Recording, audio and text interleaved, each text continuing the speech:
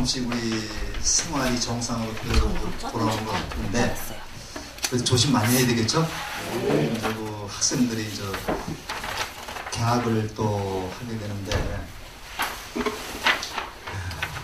이게 좀 정부에서 제시한 준칙 잘 지켜가면서 좀 해야 될 것 같습니다. 연휴 어디 좀 잘 주셨어요? 갔다 오셨어요? 네. 갔는데도 있고. 지난 시간에 우리가 부처님의 10가지 별명을 보고 우리가 신해행증이라고 신행생활을 공부를 했는데 우리가 항상 부처님과 부처님의 가르침과 부처님의 가르침을 실천하는 요 단체를 승가라고 하는 것이었습니다. 요거를 항상 염두에 두면서 우리도 승가 이론입니다. 스님들만 승가가 아니라 우리도 승가 이론이기 때문에 우리가 승가이면서 부처님 법을 공부하고 실천하면 우리도 바로 부처가 되는 것이다. 그래서 부처님의 10가지 별명을 우리가 공부를 했었는데 한번 좀 복습 좀 해볼까요? 첫 번째가 뭡니까? 열애. 그 다음에 음공이라는 말이 있었죠? 마땅히 공양을 받을 만한 자격이 있는 분이다. 그래서 우리가 보통 음공을 아라한이라고도 얘기를 해요. 아라한이라고도 얘기를 하는데 중국 사람들은 두 글자를 줄이는 걸 좋아해가지고 아라한을 줄여서 나한이라고 얘기를 합니다. 나한이라고 말하고 세 번째 뭐라 그랬어요? 정변진.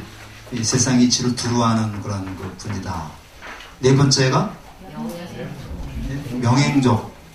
지혜와 실천을 두루 갖춘 분이라는 실천은 자비입니다. 가서 남에게 베푸는 거니까 이거는 우리가 자비라고 볼 수 있어요. 그래서 우리가 부처님의 나중에 우리가 공부를 합니다만은 석가모니 부처님의 좌우 협시보살로다가 문수보살하고 보현보살을 모셔놔요. 또는 문수보살하고 관세음보살도 모셔놓고 갑니다. 그런데 문수보살은 지혜보살이구나. 보현보살은 실천, 우리가 실천 또는 자비 이렇게 우리가 볼 수가 있습니다. 그 다음에 다섯 번째는 선서. 여곱하게 오셨다, 여곱하게 가신 분이다. 그런 얘기고요. 여섯 번째는 세간해. 세상의 일을 다 하신다는 얘기죠.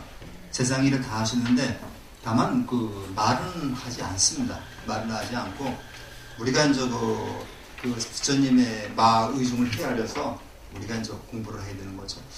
화엄경이라고 하는 우리 불교 대승불교에서 최고로 치는 경전이 화엄경하고 법화경입니다. 근데 화엄경을 보면요, 화엄경에는 부처님이 직접 설법하지 않고 문수보살, 보현보살 이런 보살들이 부처님의 깨달음의 경지를 이렇게 쭉 설법을 하고 있어요.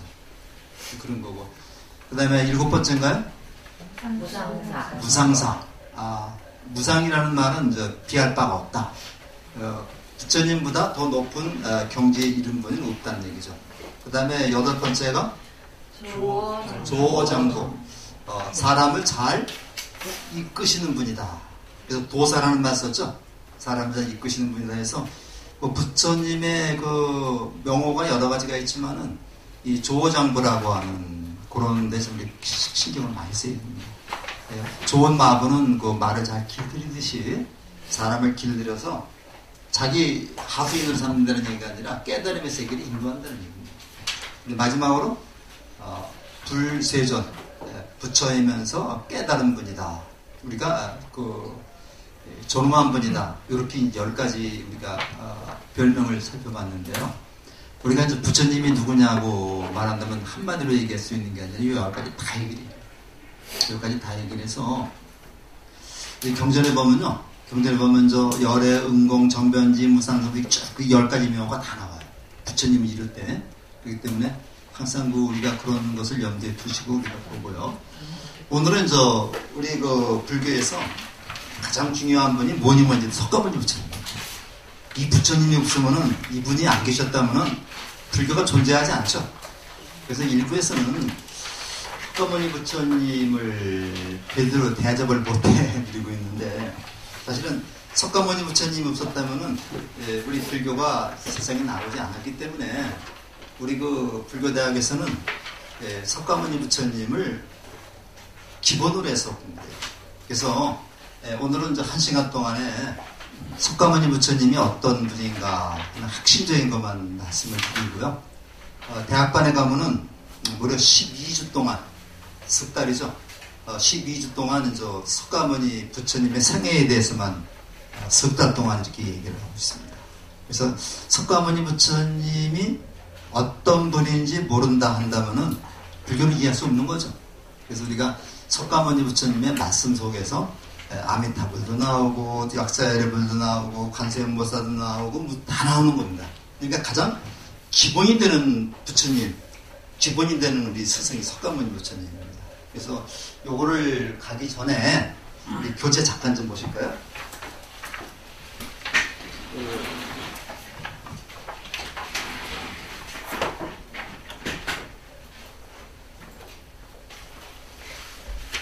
교재 잠깐 보면요. 거기 53쪽을 한번 보세요. 지난번에 저 시간 없어 신중을 그냥 바뀌 지나갔는데 그 53쪽의 밑에서 넷째 줄을 보시면요. 그런데 경전에서는 신을 천이라고 부른다. 신을 하늘이라고 부른다. 유교에도 하늘이 나오죠. 하늘이 나오는데 그 동양의 여기서의 하늘이나 유교에서의 하늘은 참조주라는 그런 개념이 아닙니다. 이들은 대부분 그 하늘나라에 살고 있기 때문이다. 신들 중에서 범천과 죄석천이 대표적이다. 범천하고 죄석천이 있는데 우리가 보통 그 하느님이라고 말하는 것은 바로 죄석천입니다. 죄석천이 되겠습니다. 그 밖에 경전을 수호하는 위태천, 사찰과 불법 있는 사람들이 수호하는 사천왕, 산신과 칠성인데 이 신의 무리에 속한다 해서 불법을, 근데 이 천이라고 하는 하늘이라는 개념이요. 원래는 그 브라만교에서 있던 신이었었는데, 브라만이라는 신이 있었죠. 그 다음에 시바신도 있고 뭐 이렇게 있는데, 이 신을 불교에서 받아들인 겁니다. 불교에서 받아들이고, 거꾸로 힌두교에서는 부처님을 힌두교 신의 하나로 받아들이고 있어요. 이렇게 서로 상호작용을 하고 있습니다. 그래서 여기엔 그 때문에 그 불교는 신을 부정하지는 않습니다. 신을 부정하지는 않지만은 신의 뜻에 의해서 신이 이 인간을 창조했다는 이런 설은 주장하지 않습니다. 그러면서 이제 그 둘째 줄 보면요, 신뿐만 아니라 용 보통 나와요. 용은 보통 우리가 상상 속의 동물이라고 그러는데요. 서양에서는 용이 타도의 대상입니다. 삿된 존재가 돼요. 용이 왜냐면 어서부터 연원이 있어요? 용이 뱀으로부터 연원이 생기죠. 뭐 그래서 그런지 모르지만은 서양에서는 용은 제거의 대상입니다. 사탄의 씨앗이지만 이 동양에서는 용이 바로 존경의 대상, 뭐 악을 눌러주는 그러한 대상이 되죠. 그래서 용이라고 하는 개념이 동양에서는 굉장히 좋은 개념으로 쓰이는데 서양에서 용이 별로 좋지 않은 개념으로 쓰이고 있어요. 그래서 우리 법당에도 가면 용이 이렇게 다 조각이 돼 있죠. 용이 조각이 되고 그런데 우리 동양에서는 용을 갖다 가장 신성한 동물로다가 이렇게 여기고 있습니다. 그래서 불교에서도 용을 신성한 동물로 여기고 있습니다. 저 캄보디아 그런 데 가면은 나가라고 해요. 나가. 뱀을 나가라고 합니다. 나가라고 그래가지고 앙코르와트 같은 데 가면 그 다리에서 길게 뱀이 돼 있고 머리만 배 나타나는 게 있죠. 캄보디아나 이쪽에 가면 라오스 가면 그런 게 많습니다. 나가라고 해서. 그래서 이제 캄보디아 같은 경우는 뱀이 자기들의 조상신이라고 해요. 우리는 누굴 얘기를 해요? 조상신 하면은 우리는 고매자손이라고 해서 이제 우리가 보통 단군과 웅녀 얘기를 하죠. 그래서 이제 웅녀와 단군이 이제 결혼을 해가지고서 단군이 아니라 환웅과 웅녀가 결혼을 해서 단군을 낳았다 했는데, 요건 진짜 신화를 읽을 때는 상징이나 비유적인 관념이거든요. 그러니까 진짜 뱀이 호랑이가 변해서 호랑이가 마늘을 먹고서 참지 못해가지고 호랑이는 사람이 못 되고 곰은 그 쑥과 마늘을 먹고 21일 동안 동굴에서 있다가 누가 됐느냐? 여자가 됐다. 이 웅녀다 이렇게 얘기를 하는데 이거는 진짜 우리가 이제 곰이 사람이 됐다는 거는 이거는 상상하기 어렵죠. 이런 거는 이제 우리가 그 당시에 종교적 관념을 보면은 호랑이를 숭상하는 그러한 부족이 있었고 곰을 숭상하는 부족이 있었고 이런 것이 있듯이 옛날 캄보디아도 뱀을 숭상하는 그런 부족이 있었던 모양입니다. 그렇게 우리가 생각을 해야 됩니다. 그 다음에 그 야차는 원래 사람을 잡아먹는 귀신인데요. 야차가 사람을 잡는 귀신인데 이게 불교에 귀의해가지고 역시 부처님의 불법을 지켜주는 그런 신으로다가 바뀝니다. 건달바는 우리 간다르바라고도 얘기를 하는데 요거는 일을 하지 않고 맨날 노래만 부르면서 노는 그런 그 신을 건달바라고 해요. 우리 건달이라는 말이 있죠. 우리말에 건달이라는 말 있잖아요. 그러니까 일하지 않고 맨날 노래나 부르고 노는 그런 사람을 건달이라고 하는데 건달은 바로 건달바에서 나온 말입니다. 건달바에서 이제 건달이라는 말이 나왔고 아수라는 원래 싸움의 신입니다. 싸움의 신인데 이것도 이제 불교에서 받아들여가지고 불법을 지켜주는 신이 됐고요. 가루라라고 하는 신은 이거는 태양을 인격화한 신이 가루라입니다. 새라고 그래가지고 우리가 보통 금시조라는 새가 있어요. 금시조. 불교에서 금시조라는 새가 있는데 금시조가 용도 잡아먹는다고 하거든요. 근데 바로 태양을 의나가 아니라 이제 새로다가 이렇게 비유해서 나타낸 게 바로 가루라, 금시조죠. 김나라라고 하는 말은 요거는 가무의 음악신이라고 해가지고 머리는 사람이면서 몸은 새. 요런 신이 바로 가루라 신이고, 김나라 신이고요. 그 다음에 마우라가라는 신은 이 라가가 들어가면 전부 다가 뱀입니다. 이거는 뱀을 신격화한 건데 몸은 사람이고 머리는 뱀이라. 근데 요런 신이 모두 몇 개가 있습니까? 네, 여기는 앞에 천 얘기했죠? 용, 야차, 건달바, 아수라, 가루라, 김나라, 마우라가 모두 8개 신이죠.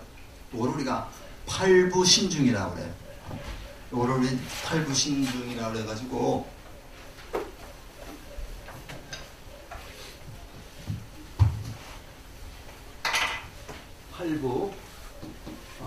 팔부신중이라 그래가지고 이런 사람들이 이런 신들이 이제 우리 불법을 이렇게 보호하면서 누굴 지켜주느냐면요.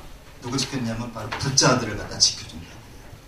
그래서 우리나라에는 옛날 불교 신앙 중에서 부처님이나 보살님들은 너무 먼 대신 가까이 하기엔 너무 먼 당신이죠. 그래서 이제 중간에 이제 신중들을 제시해가지고 신중들이 부처님의 불법을 지켜주면서 우리 불자들을 갖다가 하나하나 다 이렇게 지켜준다 그래서 이 신중에 대한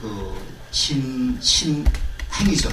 이게 굉장히 많이 나타났습니다. 그래서 우리가 불교 기도 중에서 이제 신중기도라는 게 있죠. 신중기도에서 우리가 법당에 가면은 우리 오른쪽에 신중님들을 모셔놨죠. 104분, 104분을 모셔놨는데 여기 이제 그렇게 해서 우리 신중 기도가 굉장히 많이 하고 있습니다. 그래서 우리 이제 신이라는 게 불교 브라만교에서 들어오면서 많은 데다가 우리나라에도 신이라는 게 많죠. 애니미즘이라고 해가지고요. 우리나라 옛날부터 이제 모든 걸 다 신으로 다 가르쳤어요. 부엌에도 신이 있다 해서 조왕신이라고 그러고 산에도 산을 사실 신이 있다 해서 산신이라고 그러죠. 하늘에도 신이 있다 해서 칠성신이 있죠. 이제. 이렇게 얘기를 하는데 이렇다고 해서 불교가 이제 신의 의지하는 건 아니고 이 중에서 가장 대표적인 신이 하늘과 용입니다. 그래서 이거를 천용팔부라고 얘기를 해요. 18부 신중도는 천용팔부는 똑같은 건데 우리 탑이 있죠. 한번 이따가 보시면 탑에 보면은 맨 밑에 이제 그 기단이라고 그럽니다. 기단에 두 분씩 신을 거기다가 새겨놨어요. 새겨놨으니까 4면이니까 8분이 되겠죠. 8분을 갖다 모셔놔서 항상 8부신 중에 우리 도량을 이렇게 잘 지키면서 여러분들 부자님들 우리가 잘 이렇게 이끌고 있어요. 그렇게 생각하시고서 이제 나머지는 또 이제 공부해가면서 하겠습니다. 오늘은 요겁니다. 부처님의 탄생 고민 이렇게 쭉 얘기를 하는데 중에서 오늘 가장 주의해 볼 것이 부처님의 탄생계를 가장 주의해서 보도록 하겠습니다. 그다음에 부처님의 제자들인데 부처님의 제자들이 가장 대표적인 제자들이 10명의 제자들이 있습니다. 부처님 제자들이 굉장히 많아요.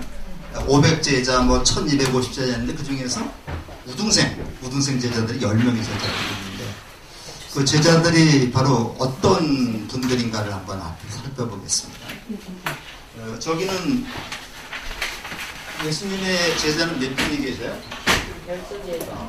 예수님의 제자는 보통 12제자라고요. 12제자가 있는데 그 중에서 가룟 유다라고 하는 그 제자가 예수님을 배반하는데 부처님의 제자는 10분이 있어요. 10분이 있는데 10분 속엔 들어가지 않지만 데바다타라고 하는 그 제자는 부처님을 죽이려고 했던 그리고 독립해서 교단을 만들려고 했던 그런 제자도 있습니다. 우연의 일치인가요 이게? 근데 공자님의 제자는 몇 분이 있을까요? 근데 예수님의 제자는 잘하는데 공자님이나 더군다나 공자님 제자는 모르죠. 공자님의 제자는 공문 10천이라고 해서 10명의 제자가 있는데 10명의 제자가 있는데 거기에 이제 수제자인 안자하고 증자는 포함되지 않습니다. 그래서 안자하고 증자까지 포함되면은 모두 12명이 됩니다. 거기도. 근데 이제 우리 유림에서는 5월 11일 날이 석전제가 있는데 양력 5월 11일입니다. 다음 주 월요일 날이죠. 근데 이제 올해는 코로나 때문에 올해는 안 한다고 그래요. 그리고 이제 또 9월 28일 날 또 있습니다. 그래서 우리 부처님 모신 날처럼 큰 행사가 유교에서 석전제라고 하는 행사가 있거든요. 근데 코로나가 아주 위력이 대단하죠. 자, 지금부터 이제 이분 한번 우리가 보는데 지금으로부터 2600여 년 전에 4월 8일 히말라야산 기슭의 카필라부 문뱅이에서 탄생하셨다. 올해가 불기 몇 년이에요? 올해가 불기 2564년입니다. 2564년인데 여기서는 2600여 년 전이라고 했어요. 근데 잠깐 문물의 맨 뒷부분 한번 보실까요? 조금 좀 굵게 쓴 것이 있죠. 굵게 쓴 건데 불기에서는 서기, 불기, 불기는 부처님이 임면하신 날을 기준으로 삼고 있다. 인간이 돌아가신 해부터 따지는 겁니다. 그러니까 부처님이 태어나신 해는 여기에다가 80달을 더 보탭니다. 부처님이 80달을 살았으니까요. 80도 더 보태면은 2644년 전. 2644년에 태어났다. 여러 설이 있으나 현재 학계에 학용되는 불기는 1956년 스리랑카에서 부처님 임날 2500년째를 성대하게 거행한 것을 기준으로 두고 있다. 세계 불교도 우회라고 이것이 WFP라고 해가지고 세계에서 가장 영향력 있는 그 불교 단체거든요. 여기서 지금 본부는 방콕에 있습니다.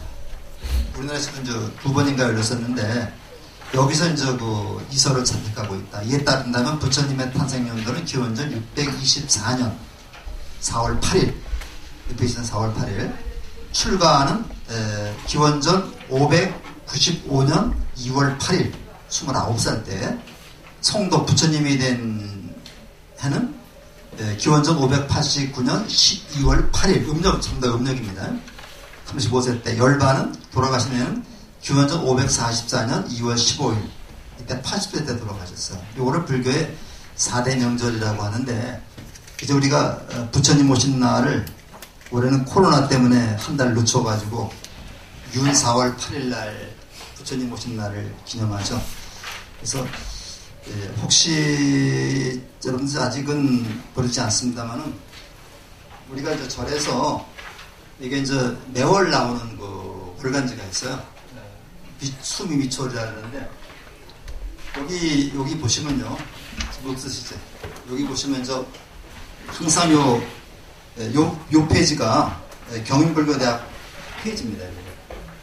페이지인데 여기에다가 이제 이번 내용에는 좀 더 불교의 4대 명절이라고 해가지고 이렇게 지금 여기다 좀 적어놨어요. 그래서 가장 큰 명절 부처님 오신 날, 그 다음에 출가제일, 성도제일, 열반제일 있으니까 한번 읽어보시고 아마 저 아직 안 갖다 놓은 명인데 여기다 갖다 놓으시면은 하나씩 가져가셔서 한번 좀 살펴보시기 바랍니다.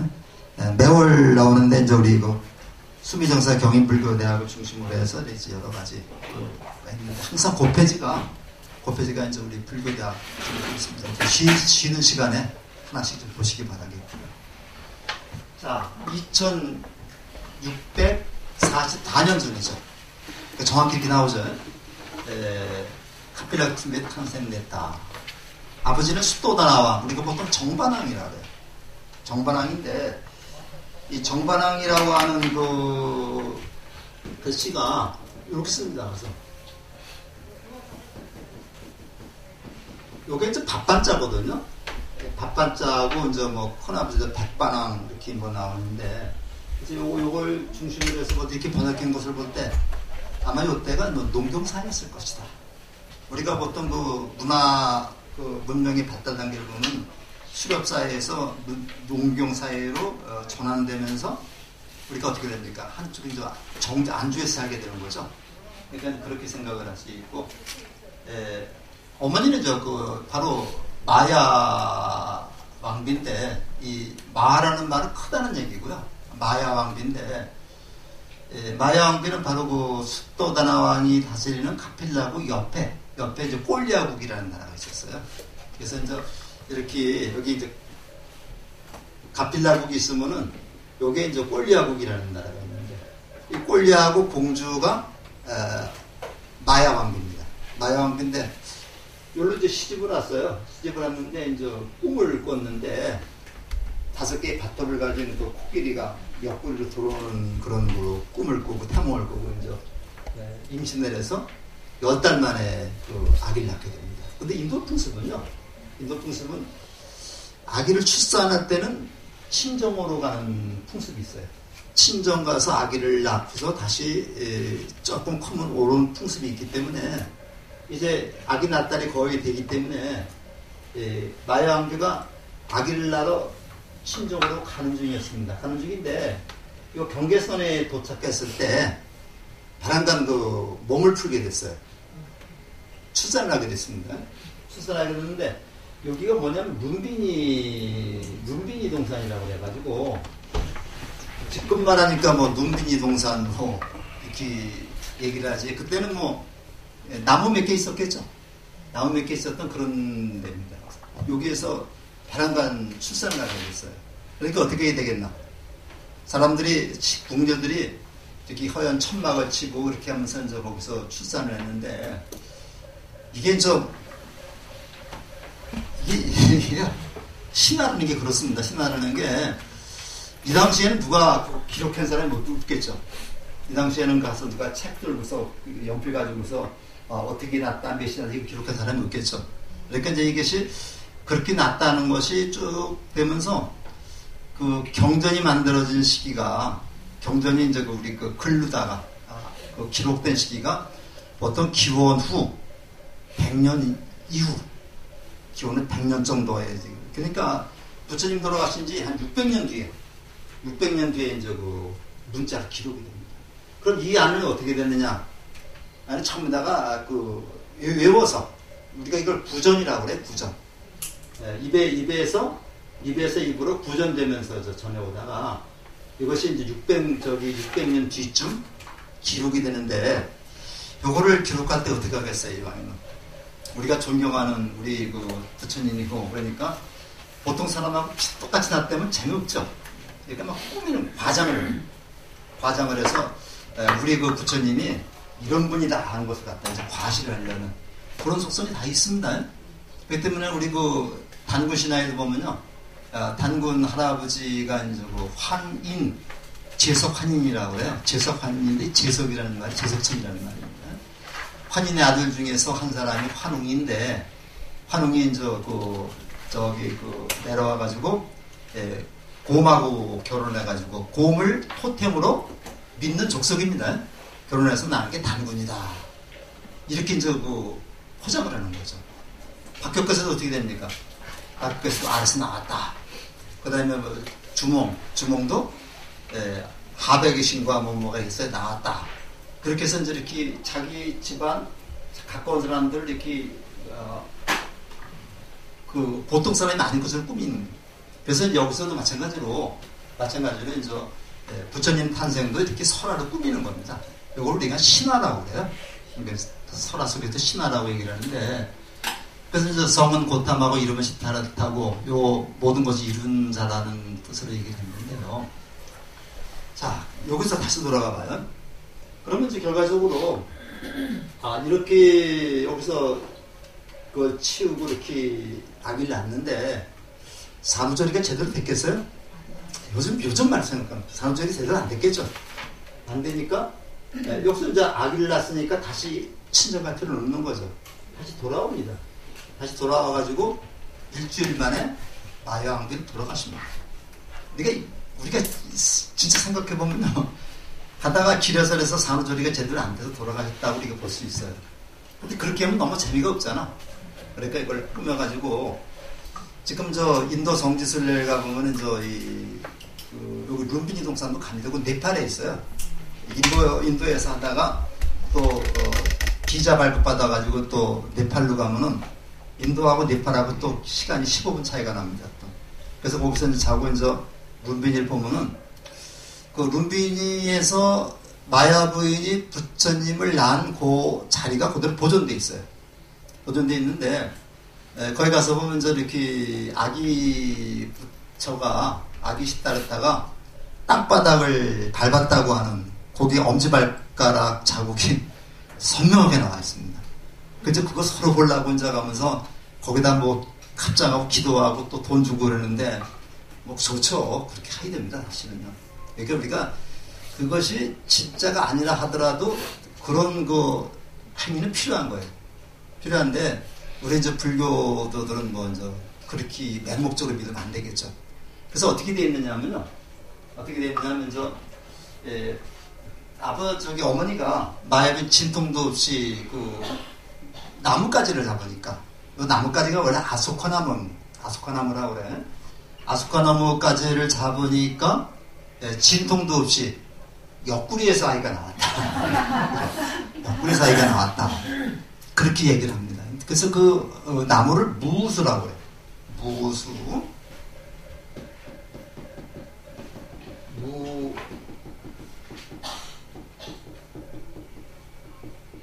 요거 우자가 이제 근심 우자죠. 근심. 아무 걱정 근심이 없이 편안하게 났다 그래서 무수입니다.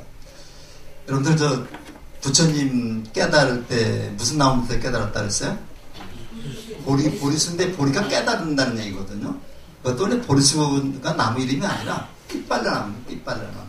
삐빨라나무인데 그 밑에서 부처님이 보리를 증득했기 때문에 그게 보리수가 된 겁니다. 이렇게. 자, 그래서 이제 이렇게 놨더니 이 어린 시타르타 왕자가 가만히 있는 게 아니라 사방으로 7발자씩 걸으니까 걷는 데마다 연꽃이 솟아나서 그걸 바쳤다. 그 다음에 사방으로 7발자씩 걷고 나서 다시 중앙으로 와서 오른손으로는 하늘을 가리키고 왼손으로는 땅을 가리키면서 뭐라고 얘기를 했어요? 누가 한번 같이 읽어볼까요? 천상천하 유화독전 삼계계고 아당한지 이렇게 하면서 그 9마리의 용이 나와가지고 찬물하고 뜨거운 물을 적당히 섞어가지고 목욕을 시켰다. 그래서 우리 구룡사라는 절이 많죠. 그래서 요거 목욕을 시킴으로써 뭐로 됩니까? 가서 그 쓰다태자를 깨끗하게 만드는 거죠. 이걸 관욕이라 해요. 이걸 관욕이라 해가지고 요건 저 관자가 씻을 관자거든요. 욕자가 이건 아닌데 욕자에 있어. 관욕이라고 됩니다. 관욕이라 해가지고 우리 촛발 행사 때는 저 불을 떠가지고 여기다가 딱 부어서 씻죠. 근데 누구 씻어주는 거예요? 누구 씻어주는 거예요 이게? 이미 부처님은 그 티끌 번뇌가 아무것도 없는 분이잖아요. 이건 바로 나를 씻는 겁니다. 나를. 우리가 관욕은 저 부처님을 씻는다고 얘기를 하지만 사실은 내가 지은 업장을 다 씻어내리는 걸로 봐야 돼요. 근데 왜 하필 7발짝일까요? 6발짝도 아니고 8발짝도 아니고 하필 7발짝일까요? 우리가 그 육도윤회라는 말 들어보셨어요? 육도 중생들은 윤회를 한다고 해요. 그래서 따지면 저 밑에서부터 지옥, 아기, 축생, 아수라, 인간, 그 다음에 천상 중에서 28개 중에서 6개, 요게 6천이라고 그래요. 요것들이 이제 그 윤회를 하기 때문에 7발짝이라는 거는 윤회를 초월했다. 윤회를 벗어났다. 깨달음의 경지에 이르러서 중생세계를 벗어났다는 얘기입니다. 육도윤회에서 육도라는 거는 바로 중생계거든요. 육도가 바로 중생계면 중생계를 벗어났다. 중생계를 벗어나서 어디로 가요? 깨달음의 세계, 부처의 세계로 갔다. 이거 상징적으로 나타나는 거예요. 자, 근데 거기서 한 말씀이 이런 말씀을 하셨는데 이게요 참 오해를 많이 받고 있어요. 한번 써놓고 써보겠습니다.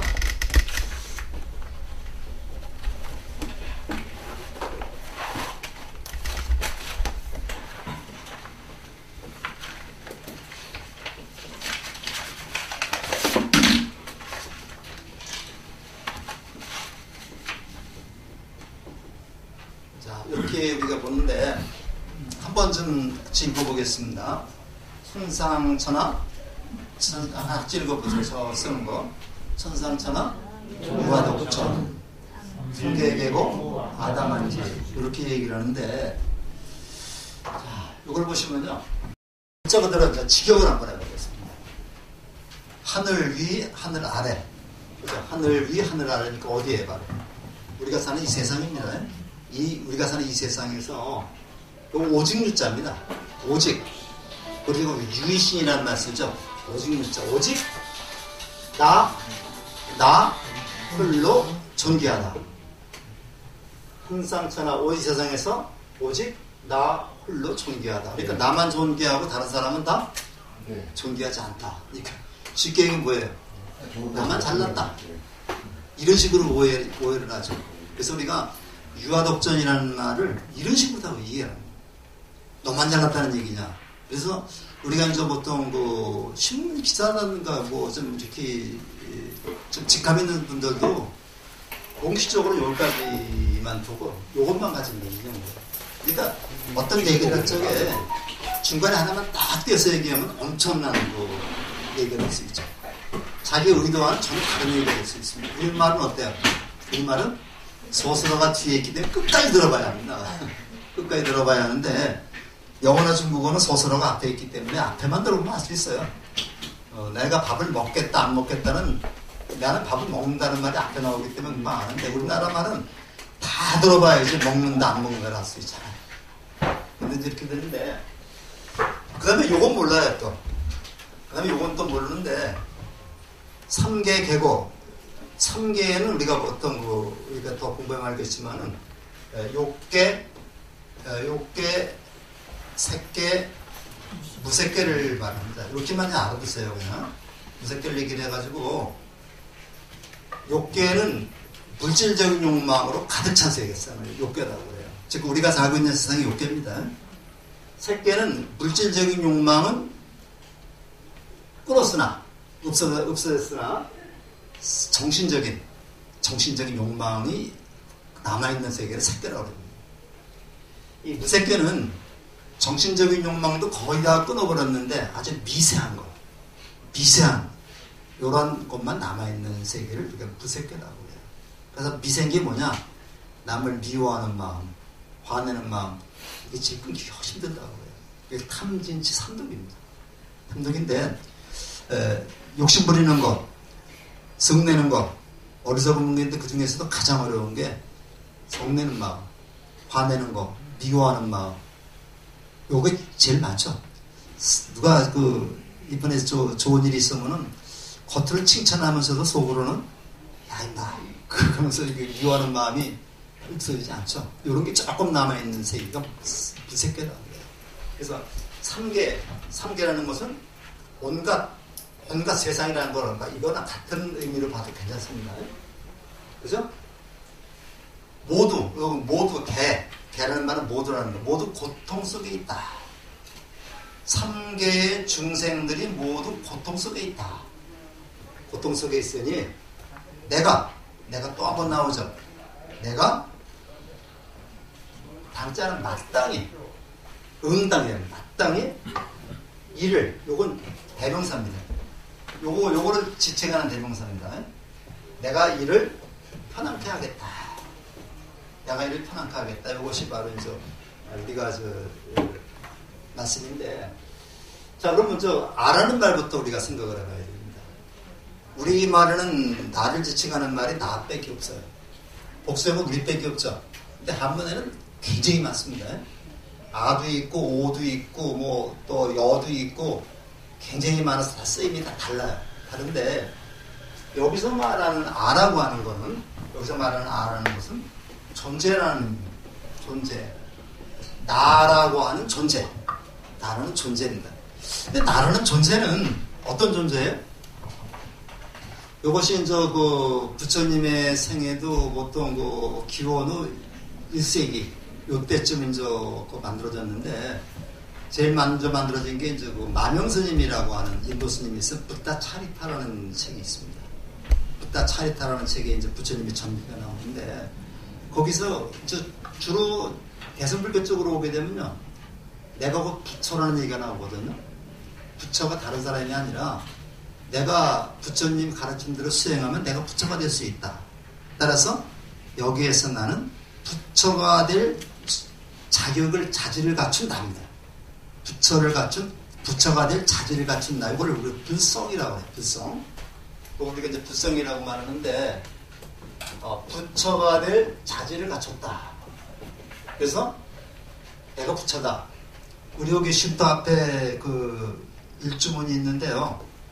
여기 일주문이 뭐라고 썼나 이게? 불이문이라고 썼죠. 요 쉼터 앞에 거기에 보면 사람이 부처님이라고 하는 말이 있어요. 사람이 부처다. 이런 말을 썼거든요. 그래서 부처가 될 존재이기 때문에, 내가 부처가 될 존재이기 때문에, 내가 불성을 갖추고 있기 때문에 홀로 존귀하다는 얘기예요. 그러니까 불성을 갖추지 않은 존재는 아무도 없어요. 불교에서 말하는 극락세계라고 하는 거는요, 방편으로 죽으면 간다고 그러지만 죽어서 가는지 안 가는지 알아요? 사실은 불교에서 말하는 극락세계는 우리가 사는 이 세계입니다. 이 세계를 부처의 세계로 만드는 것, 이 세계를 극락세계로 만드는 것이 우리 불자들의 임무죠. 그래서 어떻게 돼야 돼요? 모든 사람이 다 부처가 되면 되죠. 모든 사람이 다 부처가 되면 되죠. 근데 이거 어려운 일 아니란 말이에요. 그러니까 부처님의 가르침을 배우고 그들 실천하면 다 부처입니다. 불교는 이런 거지. 내가 죽어서 극락세계 간다. 이건 전부 다 방편으로 하는 얘기예요. 내가 부처가 될 수 있기 때문에, 존재이기 때문에 내가 존재가. 그럼 내가 누가 되느냐면 부처가 된다. 부처가 되기 위해서는 지혜를 갖춰야 됩니다. 지혜를 갖춰야 된다. 지혜라는 거는요, 우리가 요런 글자하고 요런 글자하고는 다르죠. 요거는 아지자고 배워서 하는 거고요. 요거는 배워서 한 다음에 이것이 해처럼 빛나는 거니까 내가 깨달아서 하는 거예요. 터득해서 하는 거예요. 그 대학을 나오지 않은 농사꾼은 농사를 잘 져요. 잘 짓는데 대학의 농과대학 그 교수는 이론적으로 바삭하게 하지만 실제 농사꾼은 농사를 못 짓죠. 요 대학 교수가 하는 지식이 지식이고 그 다음에 일반 농사꾼들이 짓는 농사 수법이 지혜가 되겠습니다. 그래서 요겁니다. 자, 그래서 어떻게 했냐? 이렇게 해서 그냥 끝났다면 끝이에요. 이렇게 해서 이제 그 내가 부처가 되고서 아무것도 하지 않는다면 의미가 없는데 어떻게 했어요? 삼계에 있는 모든 중생들이 다 고통 속에 있으니까 내가 어떤데 똑같은 나죠. 내가 마땅히 그들을 편안케 하겠다. 요거는 저 부처님이 이 지혜를 갖다가 해서 실천하는 겁니다. 실천하는 건데 요거를 우리가 그 자비라고 그래요. 그러니까 내가 이렇게 지혜를 증득해 가지고 부처가 돼 가지고 내가 앞서서 중생들을 자비롭게 좋은 세상으로 당신이 부처라는 사실을 깨닫게 하도록 이끌어주겠다. 그래서 우리가 이거를 지혜하고 부처라고 해요. 자비라고 해요. 요걸 우리는 자리라고 그래요. 자기가 이로운 것이죠. 내가 이로운 것이 자비라고 되고, 요걸 우리가 이제 이타라고 얘기를 합니다. 남을 이롭게 하는 거라 그래서 요걸 우리가 자리라고 그걸 이타라고 그래요. 그래서 불교에는 자리와 이타가 불교의 양축입니다. 제가 아까 불교에서 석가모니 부처님의 좌우에 문수보살하고 보현보살이 있다고 얘기를 했죠. 그래서 우리가 또는 자비와 실천, 지혜와 실천, 지혜와 자비라고 했는데, 요걸 다른 말로 바꾼다면 요건 자리고 이타다. 불교에서는 나를 희생해가지고 남한테 봉사하는 것도 중요하지만, 그것보다 더 중요한 게 뭐냐면, 나와 남이 함께 잘 사는 거, 더불어 잘 사는 거. 이거를 불교에서 가장 이상으로 생각하고 있어요. 그래서 불교의 최종 목표는 자리 이타입니다.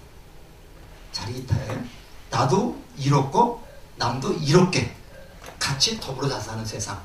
이것이 불교에서 추구하는 세상인데, 옛날부터 요거를 하기 위해서 우리가 상구보리 보살들이 상구보리 하와중생이라고 했습니다. 그냥 한글로 써놓고 해야겠습니다. 그러니까 보살들의 삶을 상구보리 하와중생이에요. 위로는 깨달음을 추구하고, 위로는 깨달음을 추구해서 부처가 되려 하고, 아래로는 중생들을 요 세계로 이끌어가는 것이다. 그래서 요걸 지혜와 자비와 이타, 상구보리 하와중생, 요거를 총 묶어서 우리가 뭐라고 그러냐면요, 요걸 묶어서 우리가 보살행위라고 해요. 그래서 우리 보살행 많이 쓰는데, 우리 불자들은 이와 같은 남도 자살하고 나도 자살하는 보살행을 실천해야 되겠다. 보살행 실천. 요것이 여기에 다 들어가 있습니다. 들어가 있는데, 바로 그러기 위해서 어떻게 해야 되느냐? 요 고를 안으로 바꾸는 겁니다. 고를 안으로 바꾼데, 이 고라는 것이 뭐냐면 괴로움이죠. 고통이죠. 그래서 우리는 불교는 고통에서부터 시작돼가지고 요거를 행복하게 이끄는 것이 불교의 목표인데, 그래서 우리가 불교에서는 생로병사를 가장 기본적인 고통이라 해서 사고라고 그래요. 생로병사. 그래서 우리가 부처님이 출가하신 것도 인간은 괴롭다는, 우리의 삶이 괴롭다는 전제하에 어떻게 하면 괴로움을 벗어날 수 있을까? 어떻게 하면 번뇌망상을 벗어날 수 있을까? 요거를 우리가 한 거거든요. 그래서 우리가 볼 때 바로 요 안이라는 말은 요건 안락입니다. 즐거움이죠. 즐거움인데, 영어로는 해피라는 말인데, 일본 사람들이 영어 해피를 번역할 때 행복이라는 말을 번역을 했습니다. 근데 사실은 그 전까지 처음으로 들어오기 전까지 우리나라에 행복이라는 말이 없었어요. 그래서 보통 안락 또는 즐거움 이렇게 얘기를 했거든요. 논어에도 보면 행복이라는 말 안 나옵니다. 낙이란 말이 나옵니다. 즐거울 낙자가 나옵니다. 그래서 우리가 저렇게 고통 속에 있는 사람들을 행복하게 이끌어가는 그러한 종교가 불교고, 바로 그러기 위해서는 부처님의 가르침을 공부해서 지혜를 습득하고 이거를 다른데 베풀어야 되겠다. 다른 사람한테 베풀지 않는 그러한 종교는 죽은 종교입니다. 우리가 이제 인도에서 왜 불교가 사라졌는가를 잘 연구를 해보면은 우리 불교에 나아갈 바가 나와요. 그래서 이 축파일 되면서도 이제 우리가 느끼는 바가 많은데요. 이웃 종교에서는 크리스마스 전후해가지고 어려운 사람을 돕기 위한 행사를 굉장히 많이 하고 있죠. 심지어는 바퍼 목사라는 분도 계신데 사실 이런 것도 굉장히 필요한 겁니다. 그래서 우리가 이제 우리 그 불교계에서도 이런 걸 좀 생각을 해볼 필요가 있겠습니다. 조금 이해가셨어요? 이게 굉장히 오늘 제일 중요한 겁니다, 이게. 그래서 천하를 당당하게 걸어간 주인공으로서 이 주인공 나오죠? 주인공이 돼야 됩니다. 우리는 주인공이 돼야 되겠다. 변도 아닌 경쟁이 되면 안 됩니다. 인간 본래의 모습에 대한 확신이다. 그러니까 내가 부처라는 것을 확신했기 때문에. 그 다음에 7발짝으로 육도원을 벗어났다는 의미다 해서 우리가 이제 우리절에서도 이제 5월 30일 날 저기를 합니다 했는데 가시거든 꼭 어떤 절에 가시든지 물을 벗어 꼭 롱을 닦으면서 부처님을 씻겨주는 게 아니라 내 마음을 씻는 거다. 부처님은 언지가 없어요. 내 마음을 씻는 거다. 이렇게 생각하시면 되겠습니다. 혹시 여기서 의문 나는 거 있으면 말씀해 주시죠. 없어요?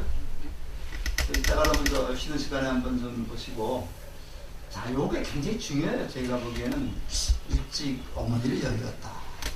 그래서 누가 어머니로 들어와요? 이모가 마파자 파티라고 하는 그런 이모가 들어오는데, 요것도 그 당시 인도 문화입니다. 인도 풍습인데, 인도에는요 부인이 죽으면은 시집안간 처제가 대신 와서 사는 그런 풍습이 있었어요. 우리나라도 그런 게 있었죠. 고구려 때 이제 왕이 죽으니까 죽으면 이제 형이 죽으면 형수는 동생이 데리고 사는 그런 풍습이 있었습니다. 이 몽골족 계통이 그런 게 많아요. 그래가지고 고국 원앙인가 그렇게 제가 생각하는데, 고국 원앙인가 이제 다른 건 죽었는데 그 형수가 이제 이렇게 동생을 왕으로 해놓고 또 왕비가 된 그런 경우가 있습니다. 역사에 삼국사에 나와요. 그래서 내 가족이었던 사람은 다른 데 보내지 않는다는 그런 개념이 있었던 모양이에요. 그래서 이제 마파자 파티가 어머니 이모가 어머니 노릇을 했는데 굉장히 열심히 돌봤어요. 자기 아들이 있는데도 난다라고 하는 자기 아들이 있는데도 자기 아들보다도 이 시타르타를 더 아주 알뜰하게 보살폈습니다. 그렇지만 엄마하고 이모하고는 어딘가 다르겠죠. 똑같지는 않겠죠. 엄마하고 이모하고 누가 다를 겁니다. 그래서 알게 모르게 이것이 시타르타의 성장에 영향을 끼쳤을 것이다. 그래서 어머니 없는 허전함 이걸 달래기 위해서 어떻게 했을까요? 사색을 많이 했어요.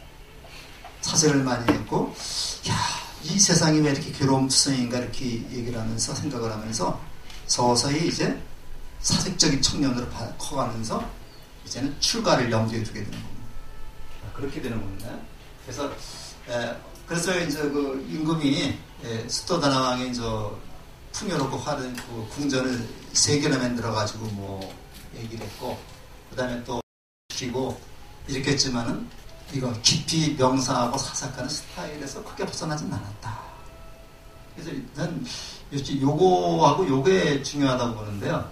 이렇게 세 개는 수토다나 왕이 출가할 낌새가 있는 걸 눈치채고 출가하지 못하고 이 현실에 애착을 갖게 하기 위해서 이렇게 만든 거예요. 그래서 이것도 다 소용이 없었습니다. 그래가지고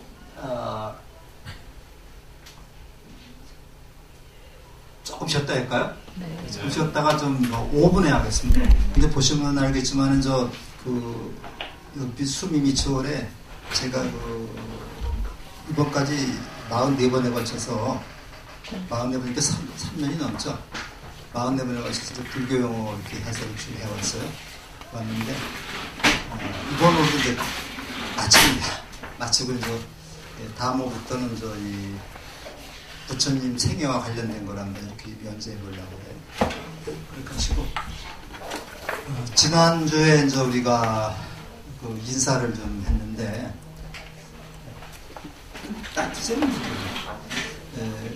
지난주에 못 오신 분들은 아마 전체로 인사를 못했을 것 같아요. 그래서 조금 시간을 내가지고 지난주에 못 오셔서 인사를 못하신 분만 여기서 이제 인사를 하도록 하겠습니다. 박진태 교수님 못 오셨잖아요. 처음 뵙습니다. 박진태라고 합니다. 또 안 하신 분도 계신가? 여기 새로 접수하신 분. 새로 접수하셨어요? 네네네. 이쪽으로 좀 나오셔서 얼굴 좀 대참법문이 많아가지고 이거를 그냥 아무것도 모르는 상태에 듣게 되면 오히려 헷갈립니다. 헷갈리기 때문에 맞아는 것 같고요. 그래서 그런 데서 법문을 들을 적에도 무비스님이나 이런 분들은 소참법문을 하세요. 경전을 놓고 말씀을 하십니다. 이런 건 들어도 괜찮은데 좀 경전 없이 하는 거는 좀 조심해서 들어야 돼요. 거기 가면 이것도 맞고 저것도 맞고 그러면서 이렇다면 이런 얘기가 있습니다. 부처는 오는 데도 없고 가는 데도 없다. 오지다. 우리 분명히 국가분 부처님이 2643년에 오셨다고 얘기했죠. 오지도 않고 가는 데도 없다. 부처는 어디에나 있다. 이런 말들은 함부로 잘못 들으면 조금 헷갈릴 수가 있습니다. 그래서 항상 이제 우리가 불교 입문책, 부처님의 생애 이런 책들을 우리가 좀 공부를 한 다음에 스님들의 법문을 들어보면 이해가 좀 됩니다. 그래서 우리 지난번에 일요일 날도 이제 오셔서 우리 스님 법문 들으신 거사님도 계시지만은 분도 계시지만은 항상 좀 우리 스님 합정 스님 법문도 굉장히 신경 써서 들어야 돼요. 그것을 올바로 이해하기 위해서는 불교 공부가 바탕이 되어야 된다는 얘기죠. 그래서 오늘은 부처님에 대한 얘기인데 먼저 사문유관이라는 게 있어요. 사문유관이 있는데 부처님의 아버지가 수도다랑 정반왕인데 부처님이 이렇게 출가하려고 하는 생각을 하고 있으니까 어떻게든지 출가를 막고 싶죠. 옛날 불교에서는요, 옛날 인도에서는 전륜성왕과 붓다라고 하는 붓다가 이제 우리가 부처라고 번역을 한 겁니다. 전륜성왕과 붓다라고 하는 이 두 이상적인 사람이 있었어요. 전륜성왕은 누구냐면요, 현실적인 왕입니다. 현실적인 왕으로서 천하를 통일해서 힘으로 다 다스리는 그런 왕을 전륜성왕이라고 했습니다. 그 다음에 요거는 정신적인 세계를 지도자를 붓다라고 했습니다. 그러니까 붓다라고 하는 이름은 고유명사가 아니라 여러분 보통 명사입니다. 그래서 우리가 석가모니 부처님이지, 부처님 하면은 누구나 부처가 될 수 있으니까. 근데 여태까지 2600년 지나면서 부처가 된 사람은 석가모니 부처님밖에 없습니다. 그러니까 우리가 고유명사로 쓰는 겁니다, 이게. 근데 이제 이런 게 있는데, 바로 수도다라왕은 누굴 만들고 싶었겠어요? 이걸 만들고 싶었겠죠? 그렇기 때문에 출가를 못하게 이렇게 궁전도 3개를 만들어 놓고 호화스럽게 살려고 했다. 이렇게 하다 보니까 저기도 통제한 거예요. 바깥에 나가는 것도 통제했는데 그래서 쭉 살다가 하루는 그 시타르타 태자가 그 하인들에서 말 저기라는 사람들에서 찬나라는 사람, 찬나라는 그 사람이 요즘 말로 하면 자가용 운전수죠. 자가용 운전수인데 수레를 운전수인데 그 찬나라는 사람이 항상 부처님의 그 시타르타 태자의 그 곁에서 시타르타 태자를 돌보고 있던 그런 수행비서였습니다. 수행비서. 근데 이 찬나라는 그 수행비서에 불러가지고 우리 한번 구경 좀 가자. 꼭 구경 좀 가자. 이렇게 이제 얘기를 했어요.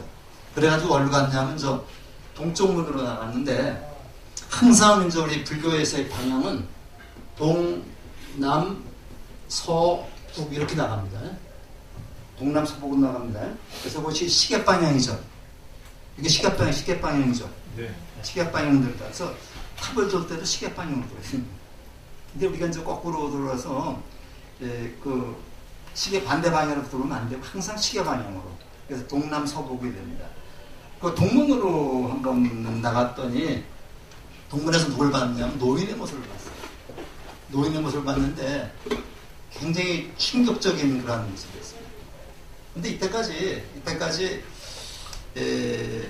저기가 그 부처님이 똑똑한 부처님이 29살 될 때까지 사람이 늙는다는 사실을 몰랐을까요?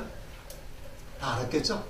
늙는다는 사실, 병든다는 사실은 다 알았는데 그때 가서 이것이 딱 머릿속에 각인이 된 겁니다. 내가 평소에 이렇게 지나다니는 길에서도 평소에 늘 봐왔는데 어느 날 내 생각과 내 본 것이 일치할 경우에 이것이 딱 각인이 되거든요. 그런 식으로 볼 수도 있고요. 그 다음에 이제 그 부처님의 전기를 쓰는 사람이 이거를 극적으로 묘사하기 위해서 이렇게 썼을 수도 있죠. 그래서 이게 이제 그 노인의 모습을 봤는데 그냥 그 이빨은 빠지고 머리는 허옇고 굉장히 추한 모습을 봤어요. 그러니까 이 부처님이 어떻게 시타르타 태자가 또 실망을 했겠죠. 다시 돌아가자. 다시 돌아왔어요. 그래서 그 다음날 이제 그 다음에 며칠 있다가 이번엔 남쪽 문으로 갔습니다. 그래서 누굴 봤어요? 병자를 봤어요. 병자를 봤습니다. 그래서 그 병자를 봤는데 저쯤에는 노인을 봤고 그 다음에 병자를 봤어요. 병자를 봤는데 이게 자기가 먹은 것도 다 토해놓고 여기 이제 묘사가 잘 되어 있습니다만은 몸도 움직이지도 못하고 이제 그런 상황입니다. 여기서 또 인생의 해를 느껴가지고 다시 돌아왔어요. 그 다음에 한참 있다가 또 서쪽 문으로 나갔는데 서쪽 문에서 누굴 봤어요? 죽은 사람을 봤어요. 죽은 사람을 봤다. 죽은 사람을 봐서 장의 행렬이 나가는 걸 이제 보고서 야, 인생은 뭐 죽는구나 이걸 느낀 겁니다. 그래서 바로 노병사, 늙고 병들고 죽는 것, 이것은 바로 우리가 겪어야 될 고통이죠. 근데 이게 어디서 생기는 겁니다. 어디서부터? 우리가 태어났기 때문에 생기는 거죠. 태어났기 때문에 생기기 때문에 여기다가 요거를 덧붙여가지고 요거를 가장 기본적인 고통이라 그래서 요거를 사고라고 해요. 사고라고 얘기를 합니다. 우리가 태어나는 게 축복이 아니라는 얘기가 아닌 게 아니라 우리가 저렇게 뭔가 태어남으로써 늙고 병들고 죽는다. 그럼 우리가 태어나지 않으면 되지 않을까요? 태어나지 않으면 저런 걸 겪지 않겠죠. 그래서 여기서 태어나고 태어나지 않는다는 거를 우리가 출생이냐 뭘 받아 아느냐 이거 관념이 아닙니다. 관념이 아니라 우리가 공부를 더 하다 보면은 고라고 하는 의미를, 고통이라는 의미를 우리가 더 본질적으로 공부를 합니다. 그러면 이제 우리가 아당한제 그 3개 계고 아당한제가 이제 이해가 될 겁니다. 이거를 위해서는 이제 우리가 대학반에 가면서 그 학계에 권위 있는 교수님들도 모셔가지고 이제 하거든요. 그때 이제 우리가 더 이제 공부를 하게 되는데, 그 다음에 이제 마지막으로 좀 북문으로 갔어요. 북문으로 갔더니 여기서 누굴 봤냐면 사문을 봤습니다. 사문. 이 사문이라고 하는 그 말은 출가해서 공부하는 그 사상가는 사문이라고 그러는데요. 그거 사문이라고 그러는데 요 사무는 불교에서만 용어가 아니라 인도에서 이런 사람들이 굉장히 많았어요. 인도에서 출가해가지고 집을 나와가지고 인생의 문제를 해결하기 위해서 이렇게 공부하는 사람이 많았는데 이런 사람들은 사문이라 그래요. 우리나라나 이 중국은 사계절이 뚜렷해서 겨울에 굉장히 춥죠. 근데 인도만 해도 따스하기 때문에 바깥에서 나무 밑에서 사는 생활이 그렇게 힘들지가 않았다고 해요. 근데 실제로 가보면 춥습니다. 인도 부처님 성지 가보면 추운데 그래도 우리나라 겨울 같지는 않지만은 산에서 나무 밑에서 이렇게 잠을 잘 수도 있고 그래요. 그래서 이제 이렇게 됐는데 이게 기본적인 고통입니다. 그래서 부처님이 뭘 느꼈느냐면요. 태어난 자는 누구나 늙고 병들고 죽어가는 흐름을 거스를 수 없다. 이걸 우리가 뭐라 하면 무상이라고 그래요. 그렇게 무상이라고 그러는데 무상이라고 하는 개념인데 무상이라고 그러니까 그거는 이제 우리가 영세적으로 보는 경우가 많아요. 그래서 그때 앞에다가 인생이라는 말을 붙이다 보면 인생 무상하다. 그러면 이제 무상이라는 말이 삶의 해이, 염세적인 것, 살아서 아무 의미가 없는 것 이런 뜻으로 해석이 많이 합니다. 그렇기 때문에 불교에서 무상을 재무상이랑 무상을 강조하기 때문에 불교가 염세적인 종교다 이렇게 생각을 하는데 그렇지 않아요. 무상이라는 말의 원래의 뜻이 뭡니까? 원래의 뜻이 항상하지 않다. 이건 항상하다. 늘 변함없는 걸 얘기하는 거죠. 근데 무상이라는 말은 항상하지 않다. 다시 말해서 모르는 얘기는 변한다. 모든 것은 변한다. 모든 것은 변한다. 어제의 나와 오늘의 나를 우리가 비교를 해보면요. 어제의 나보다 오늘 나가 조금 더 늙었겠죠. 세포도 조금 더 죽었을 테고 뭐가 다르죠. 이렇게 해서 매일을 보면 모르지만 한 달, 한 1년, 2년을 놓고 보면은 당신 내 늙었을 얘기가 나옵니다. 나오고 우리가 또 이름이라는 것도 마찬가지예요. 이름이라는 것도 항상 고정되어 있는 게 아닙니다. 여러분들도 이제 저쪽에 제쯤에 부모에게서 태어났을 때는 아들 또는 딸로 불렸죠. 아들 또는 딸이었다가 결혼하고 나서는 남편, 아내 또 자식을 낳으면은 아버지, 어머니 이렇게 바뀌는 거죠. 그렇게 바뀌게 되어 있습니다. 그래서 항상 이 세상에 고정된 것은 없다라고 하는 말이 무상이라는 얘기예요. 우리가 가만히 보면요. 내가 살아온 과정도 가만히 보면 내가 항상 어릴 때는 키가 160대가 안 됐고 뭔데 항상 거기 머물리는 건 아니죠. 늙고 또 늙고 그래서 나이도 먹으면 주름살도 넣고 일단 죽게 돼 있습니다. 다시 또 자식이 낳죠. 그래서 우리가 이제 결혼시켜서 애들 결혼시켜서 손자 이뻐하다 보면 자기도 모르게 늙어가는 겁니다. 이게 무상입니다. 이게 무상인데 이 어린 시타르타 태자가 이거에 대해서 깊이 고민을 한 겁니다. 이걸 갖다가 극적으로 나타낸 것이 바로 이거라고 볼 수 있어요. 그래서 태어난 자는 누구나 그러면 이것을 벗어날 수 있는 방법은 없을까? 이거를 벗어날 수 있는 방법은 없을까? 이걸 가지고 이제 고민을 했던 거죠.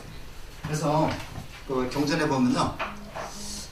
부처님의 아버지 수도다나 왕이 이제 부처님의 시타르타를 출가하지 못하게 하니까 시타르타가 이제 4가지 질문을 해요. 아버지한테 가서 4가지 질문을 합니다. 아버지, 내가 이렇게 4가지가 의문점이 있는데 4가지만 해결해주면 난 출가하지 않겠습니다. 그러거든요. 그러면 이제 아버지가 기분이 굉장히 좋았겠죠. 출가하겠다는 애가 출가하지 않는다 그러니까. 그러니까 4가지 말해봐라. 그러니까 첫째는 늙지 않고 사는 방법을 알려주십시오. 늙지 않고 사는 방법을 알려주십시오. 둘째는 병들지 않고 사는 방법을 알려주십시오. 세 번째는 죽지 않고 사는 방법을 알려주십시오. 네 번째는 사랑하는 사람과 헤어지지 않는 방법을 알려주십시오. 이 4가지만 알려주면 저는 출가하지 않겠습니다. 이렇게 얘기를 하거든요. 그러니까 아버지가 뭐라 그랬겠어요? 할 말이 없죠. 그래도 뭐라고 얘기를 하겠어요. 그래서 결과적으로 부처님이 출가한 근본 원인은 늙지 않고 사는 법, 병들지 않고 사는 법, 죽지 않고 사는 법, 사랑하는 사람과 헤어지지 않고 사는 법. 요거 네 가지를 방법을 알기 위해서 출가했다. 근데 이 네 가지 방법을 알기 위해서는 부처님의 가르침을 우리가 열심히 공부를 해야 되겠죠.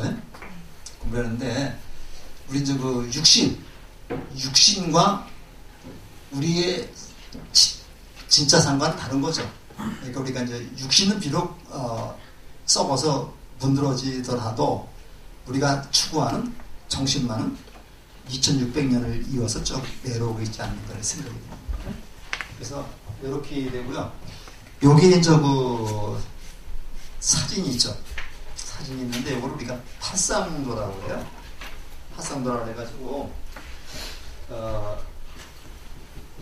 이렇게 삽니다. 팔상도. 부처님의 일대기를 생애를 이렇게 8폭의 그림으로 나눠서 이렇게 팔상도인데 저게 다 있습니다. 교재에 8개 그림이 다 있습니다. 그래서 맨 처음에 코끼리가 이제 입퇴하는 장면에서부터 시작을 해서 요거 이제 출가하는 장면 쭉 나오는데 요거 이제 사문유관상에 이제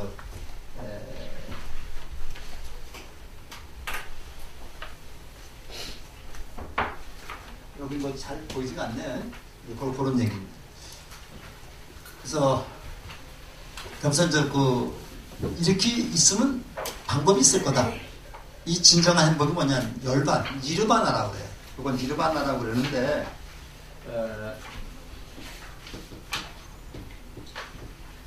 니르바나 이걸 열반이라고 이렇게 번역을 합니다. 니르바나 또는 열반이라고 얘기를 하는데 불교에서 이상적으로 생각하는 세계가 열반의 세계죠. 근데 열반이라는 말도 이게 의미가 자꾸만 바뀌어가지고 처음에는 깨달아서 부처의 경지에 이르는 것을 우리가 열반이라고 해요. 열반이라는데 이게 이제 교리가 발달하면서 아무래도 몸이 좀 남아있으면은 완전한 그 열반이 아니다 해서 유효열반과 무효열반으로 나눠집니다. 그래가지고 결과적으로 열반이라는 것이 몸까지도 완전히 다 사라졌을 때 진정한 행복이 온다 그래가지고 보통 그 열반을 죽음과 연관시켜요. 그래서 우리가 스님이 열반이 되셨다 하면 죽었다는 얘기거든요. 그런데 열반이라는 말의 원래 의미는 모든 번뇌의 불꽃이 사라져버렸다. 모든 번뇌의 불꽃이 꺼져서 고요한 경지에 도달했다. 그래서 우리가 원적이라는 말을 듣습니다. 어디 가면 산이 있죠. 열반산이라는 그런 뜻인데 그런 그 이름이 있습니다만은 일단 우리는 이제 열반이라는 말을 그렇게 알아두시기 바랍니다.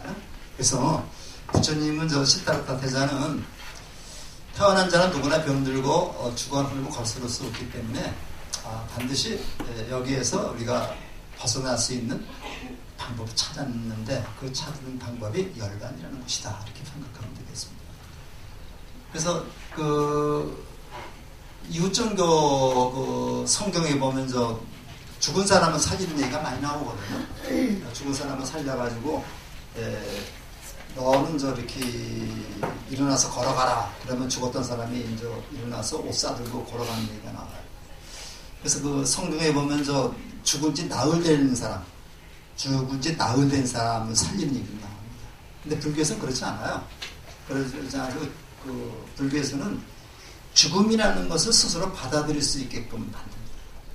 그래서 이제 우리가 이런 것도 나중에 이제 한번 우리가 경전에 나와 있는 여러 얘기들을 통해서 한번 불교에서는 죽음을 어떤 식으로 생각을 했는가를 알 수 있습니다.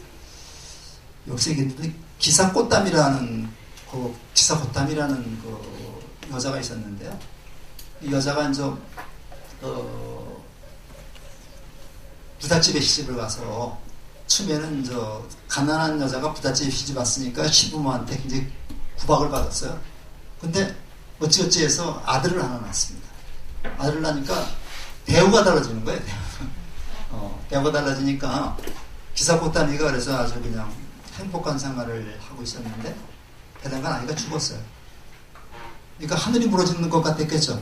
아들이 죽었으니까 죽은 아들을 업고 다니면서 이 아이를 살려줄 사람이 없느냐고 세상 막 돌아다니는 겁니다. 돌아다니니까 어떤 사람이 이제 그 기사 꽃다미를 보고서 그러면 당신 부처님이란테 한번 가보시오. 부처님은 아이를 살릴 방도가 있을지 모르겠어. 하고서 이제 보냈어요. 그러니까 이제 기사 꽃다미가 죽은 아이를 얻고서 부처님을 찾아왔어요. 찾아와서 부처님 제 아이를 살려주십시오. 살릴 방도가 있습니까? 그러니까 부처님 뭐라 그랬겠어요? 있다. 살릴 방도가 있다. 그런 그 방법을 말씀해 주십시오. 그러니까 아주 간단하게 얘기를 했습니다.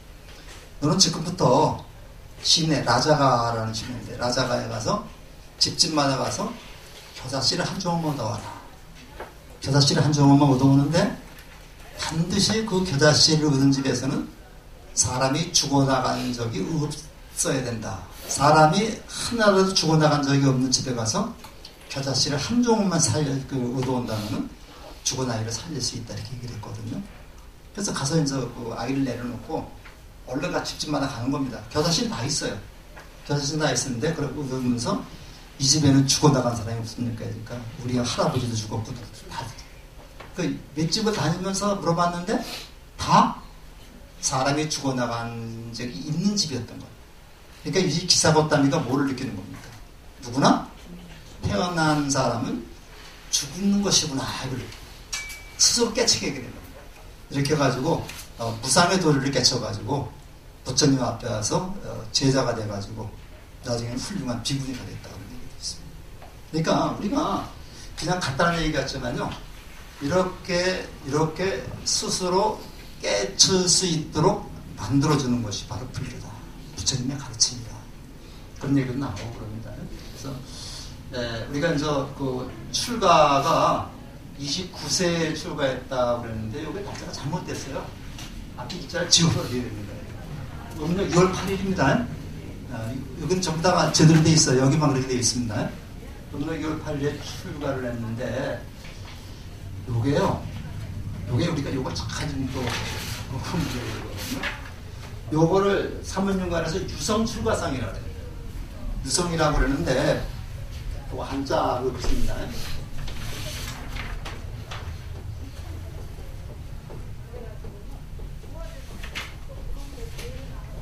유성 출가라고 그러는데 이 유자가 어떤 유자냐면요. 뛰어넘을 유자입니다. 뛰어넘을 유자. 그러니까 이거는 성문을 물 열고 나간 게 아니라 성문을 뛰어넘는 거예요. 많다. 여러분들 그 뛰어넘는다는 거하고 문을 열고 나간다는 거하고는 어떤 차이점이 있어요? 문을 열고 나가는 것은 합법적으로 나가는 거예요. 합법적으로 나가는 거죠. 내가 가지고 있는 모든 짐을 다 가지고 나갈 수가 있습니다. 수레가 나갈 수 있으니까요. 근데 뛰어넘는 거는 그것도 밤에 뛰어넘는 거는 합법적이 아니라 불법적으로 나가는 거예요. 불법적으로 나가면서 내가 가지고 있는 것을 가지고 갈 수가 없어요. 나 혼자만 갈 수가 있는 겁니다. 그래서 유성이라는 말이 유자가 굉장히 중요한 유자입니다. 부처님은 출가할 때 아무것도 가지고 가지 않았어요. 자기 혼자 나갔습니다. 그럼 뭘 가지고 가지 않았을까요? 기존에 내가 가지고 있는 기득권, 이걸 기득권이라고 하죠. 기존에 내가 가지고 있는 모든 권리를 다 포기한 겁니다. 그래서 뭘 포기했어요? 왕이 될 권리를 포기했죠. 부귀영화를 포기했죠. 부인과 아들 나우라를 다 포기했죠. 자기 몸 혼자 나간 겁니다. 그래서 우리가 이거를 그래서 출가했기 때문에 이 출가를 뭐라고 그러냐면요. 야스퍼스라고 하는 독일의 그 철학자가 있습니다. 야스퍼스라는 독일의 철학자는 이거를 위대한 출가라고 해요. 위대한 출가다. 그래서 이거를 이제 한문으로 번역하면 대파기라는 말씀입니다. 대파기. 대파기.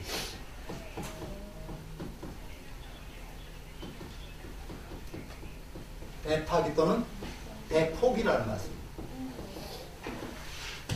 파기라든가 포기는 내가 가지고 있는 모든 기득권을 다 내려놓는다는 거예요. 다 내려놓는다. 그래서 여기 있잖아. 왕위도 버리고 사랑하는 아내 야소다라와 아들 나오라 등 세속적 가치를 다 버려버렸다. 다 버려버렸다. 그 다음에 더 큰 의미를 위해서 버리고 있다는 것이다. 더 큰 것을 얻기 위해서, 더 큰 것을 얻기 위해서 세속적인 의미를 다 버린 거라는 얘기죠. 우리가 내가 밥을 먹을 적에도요, 내가 맛있는 걸 많이 먹기 위해서는 속을 비워야 되죠. 속을 비워야 됩니다. 속을 비워야지, 속에 가득 음식이 가득 찼 때면은 암만 맛있는 것도 맛있게 보이지가 않아요. 그거 다 비워야지만 맛있는 걸 먹을 수 있는 것이고, 내 머릿속에도 잡다한 생각을 다 버려야지만 새로운 게 들어올 수 있어요. 근데 내 머릿속에 소위 아만이라고 해요. 아만이라고 해서 그래서 굉장히 나쁜 게 이제 아만이거든요. 자만심. 내가 최고다. 내 위에 높다. 내가 가장 부자다. 이런 건방진 생각이 딱 있다면은 다른 사람의 말이 들어오지 않죠. 안 들어오고 다른 사람의 말을 듣는 대신에 다른 사람에게 자기의 것을 강요하기만 합니다. 이걸 갑질이라고 해요. 갑질이라는데 내가 이렇게 모든 것을 다 포기하고 버렸기 때문에 더 큰 것을 얻을 수 있다는 거예요. 바로 뭘 얻을 수 있느냐? 인류 구원이라고 하는 그런 걸 얻을 수 있다는 거죠. 그래서 야스퍼스라고 하는 철학자는 부처님의 출가를 위대한 출가다. 위대한 출가다. 누구나가 다 부처임을 일깨우고 부처임을 알게 하고 부처다운 행동을 할 수 있게끔 이렇게 가르쳤다. 이렇게 우리가 얘기할 수 있습니다. 출가 의미 이해가요? 이거 굉장히 중요한 겁니다. 우리가 출가를 바꾸면 뭐가 돼요? 출가를 바꾸면 가출이 되죠. 가출하고 출가하고 뭐가 달라요? 저는 그렇게 생각합니다. 가출은 목적 없이 출가하는 거. 출가는 목적을 가지고 출가하는 거. 이러한 목적을 가지고 집을 나섰습니다. 이렇게 해가지고 드디어 고행을 시작하는데, 그러니까 이게 중요하니까 여기다가 이제 이렇게 물음표도 딱 쳐놨잖아요. 이 의미를 제대로 알려는 얘기입니다. 근데 부처님 이렇게 많은 것을 갖다가 다 버리고 저기 갔는데, 우리가 요즘에 우리 몇몇 스님들은 그냥 이렇게 신도들한테 가져오라고 저러면 안 되겠죠. 부처님이 손 이거 가져오라는 얘기가 아니라 비웠다는 얘기입니다. 그래서 이렇게 생각을 하시고, 그 다음에 여기 칼로 머리와 수염을 자른다는 얘기인데요. 머리는 바로 무엇의 상징이에요? 권위의 상징입니다. 그러니까 우리가 옛날에 머리라는 게 자기를 과시하기 위해서 머리를 치장도 많이 하고 여기다 모자 쓰고 그러잖아요. 그렇기 때문에 머리를 다 깎는다는 얘기는 자기의 권위를 다 스스로 내려놓는다는 얘기예요. 그러니까 스님들이 다 머리를 깎는 것은 스스로 자기 권위라든가 암만심을 다 내려놓는다는 얘기입니다. 제가 옛날에 문장 스님한테 제가 공부를 꽤 했습니다. 가서 문장 스님이 돌아가셨죠? 아시나? 문장 스님이라고 7가지를 갖지 않은 스님이 돌아가셨습니다만은, 그분이 항상 말씀하실 때 보면요, 자기는 이렇게 가끔 자기 손으로 자기 머리를 만져본대. 마음이 흔들릴 때는 머리를 만져보면서 내가 왜 머리를 깎았나? 이걸 한번 되새겨보면서 마음을 다잡는다. 항상 스님들이 당신이 깎은 머리를 만져보면서 나는 모든 권위 기득권을 다 버리고 출가했는데 내가 바랄 것이 무엇인가? 열심히 부처님의 법을 공부해서 중생들을 부처의 세계를 이끄는 것이 내가 이 세상에 태어난 의미가 아닐까 이렇게 생각을 해본다. 머리 깎는 거나 그 다음에 여기 사냥꾼과 옷을 받고 입는 것은 다 똑같은 의미를 볼 수가 있습니다. 그래서 했는데 이게 하다 보니까 출가를 스승을 또 찾아야 되겠죠. 스승을 찾아야 되는데 당시에 사상이 지난 시간에 지난 첫 번째 시간에 얘기했지만은 3종 이도설 얘기했었죠. 삼종에서 얘기했었죠. 그러니까 과거 운명설, 숙작인설, 그 다음에 존우화작인설, 그 다음에 무인무연론 이렇게 얘기를 했습니다. 그래서 이 존우화작인설이라는 것은 모든 것을 신이 창조했다. 신의 뜻을 따라서 우리는 신의 뜻에 영합해야 된다. 이런 것이 이제 존우화작인설인데요. 요것은 당시 브라만 교회의 사상이었습니다.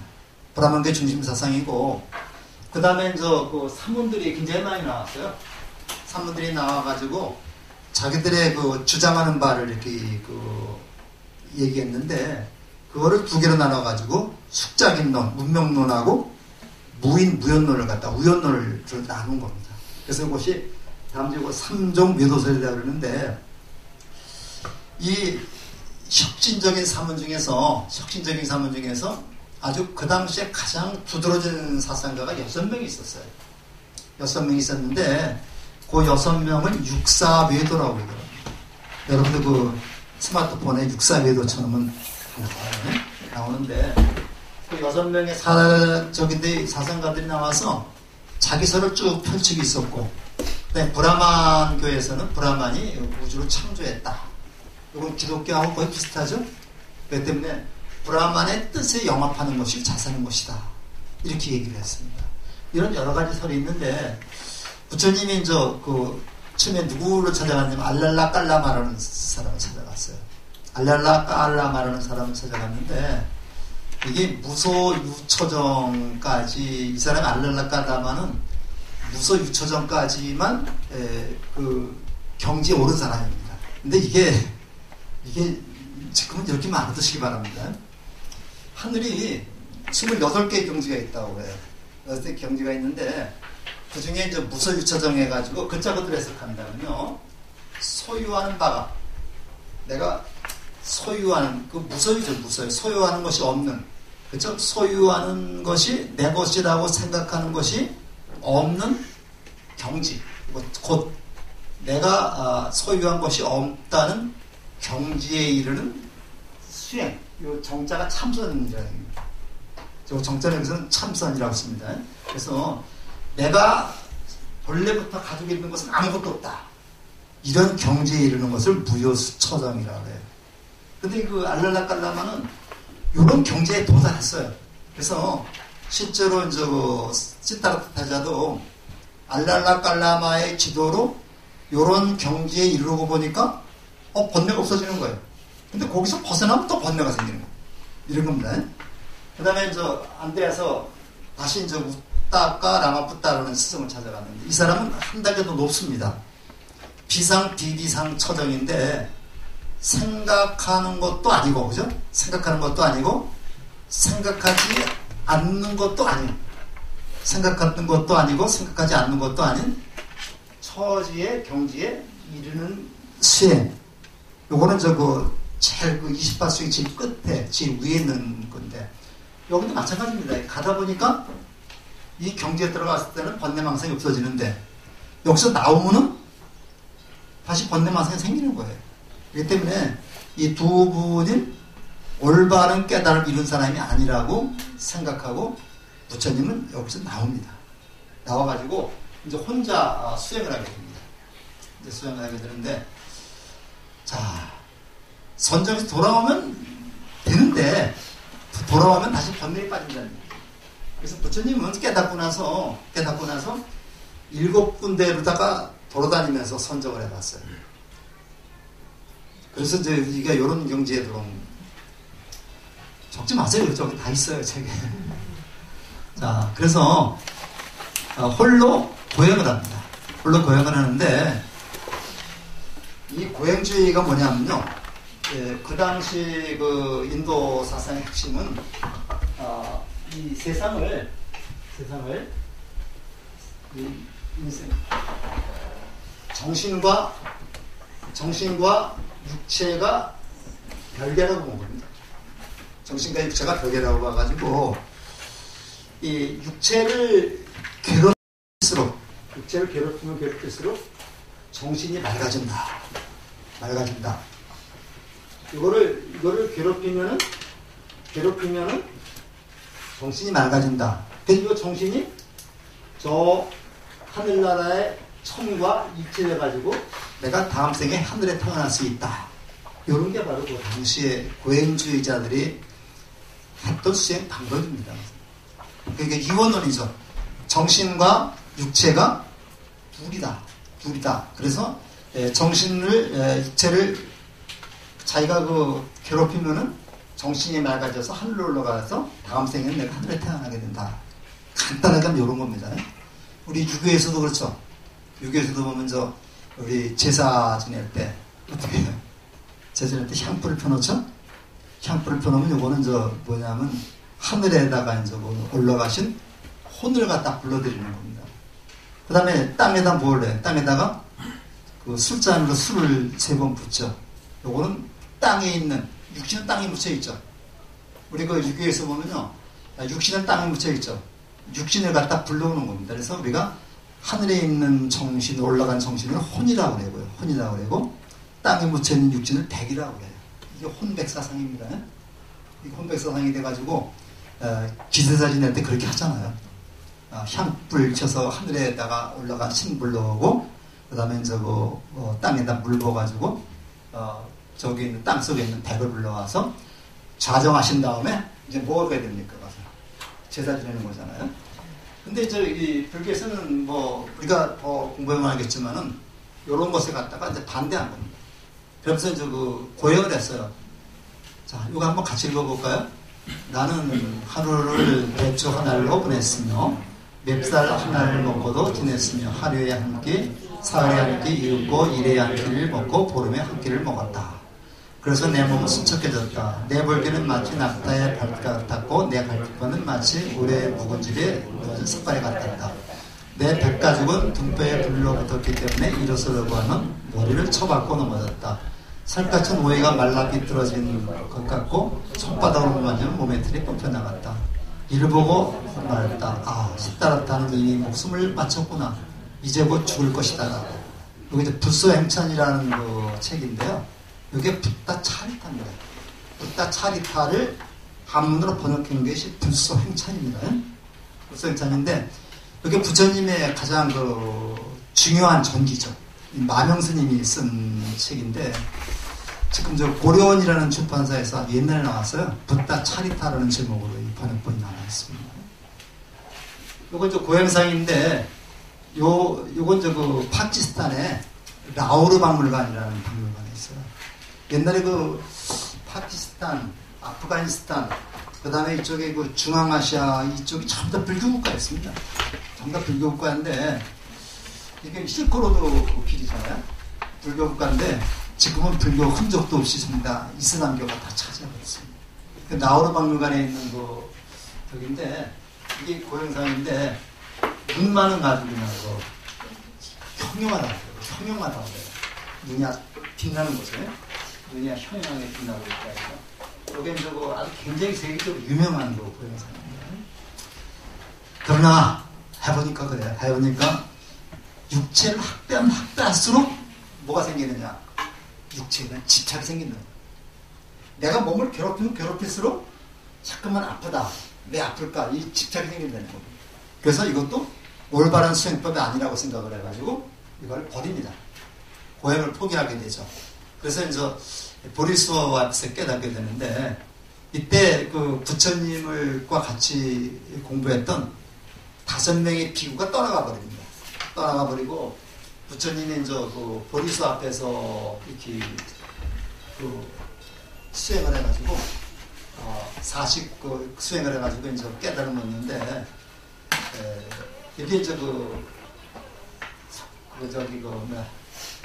석굴암에 있는 항마 촉지인상인데 항마 촉지라는 말이 그렇습니다. 이 마구니를 항복받으려고 촉은 손가락을 땅에다가 댄다는 얘기입니다. 그러니까 마왕을 항복받으려고 손가락을 땅에 대는 그러한 일이 돼서 그걸 항마 촉지인이라고 해가지고 그거 아마 다음 시간 공부할 겁니다. 그래서 이것이 가장 일반적인 석가모니 부처님의 수임이 되겠습니다. 그래서 이게 원래 이 나무가 원래는 삐빨라나무라고 해요. 이 나무가 삐빨라나무인데 나무인데 여기에서 이제 그 부처님이 깨달았기 때문에 이 나무 이름이 보리수가 된 겁니다. 보리수가 된 겁니다. 원래 보리수가 아니라 그래서 히트라를 벌써도 수행했다. 바른 깨달음 없기 전에 결코 일어나지 않는다 해가지고 악마가 유혹을 많이 하고 그랬습니다만은 나중에 그 유혹을 극복하는데 악마 유혹을 뭐라고 생각할 수 있느냐? 그건 갈등입니다. 마음의 갈등이에요.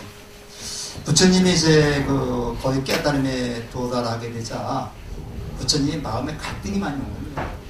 우리 산 등산하다 보면은 꼭 정상 가까이 할딱고기가 있죠.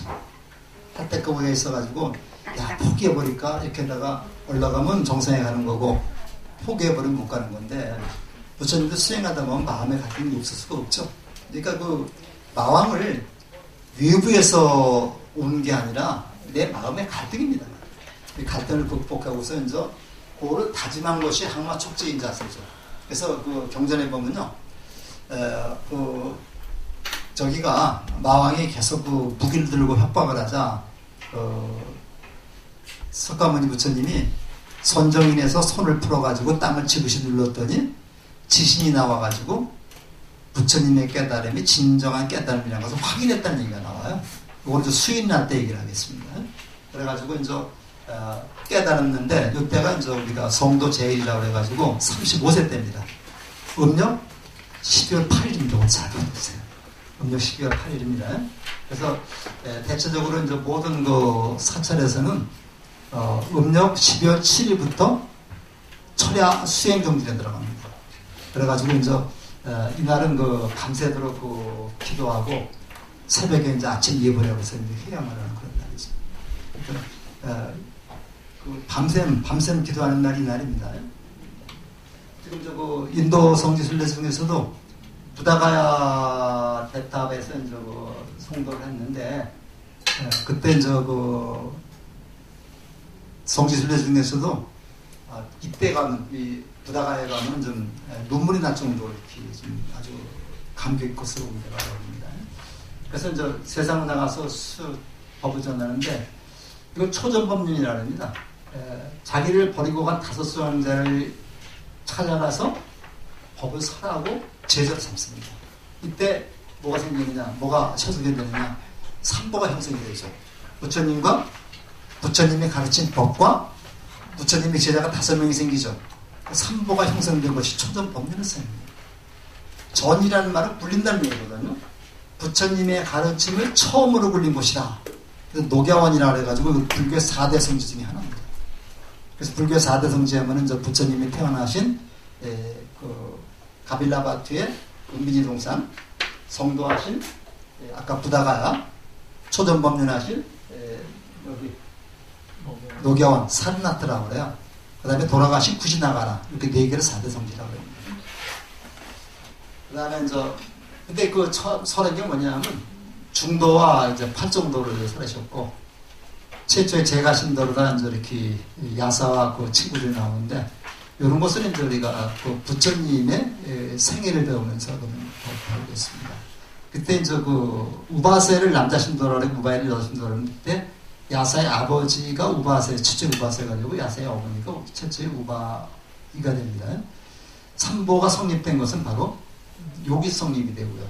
여기서 성립이 되고 사부대중 중에서 비구니만 말고 비구하고 우바세, 우바이가 성립된 것은 이때 성립이 됩니다. 비구니는 좀 더 있어야 되고요. 그 다음에 이제 많은 사람들의 이익과 행복을 위해서 전도선언도 한번 이건 다음 시간에 한번 잠깐 보겠습니다.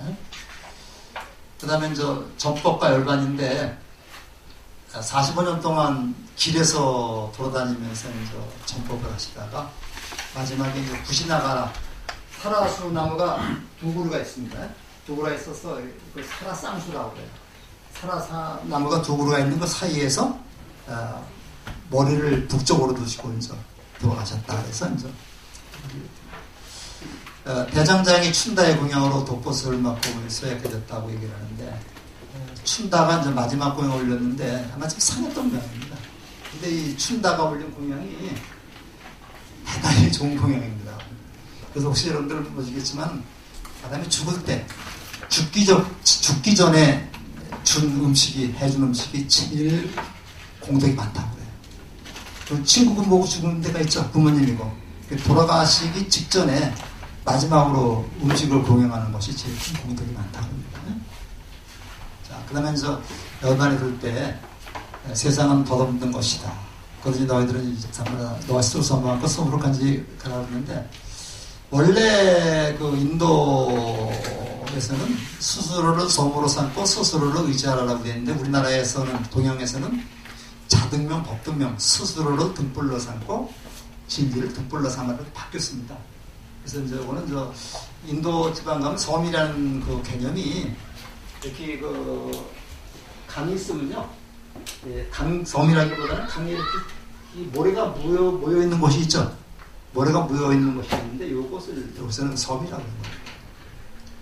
그래서 이렇게 되고 이 부처님 마지막 말씀이 이제 모든 것은 변한다.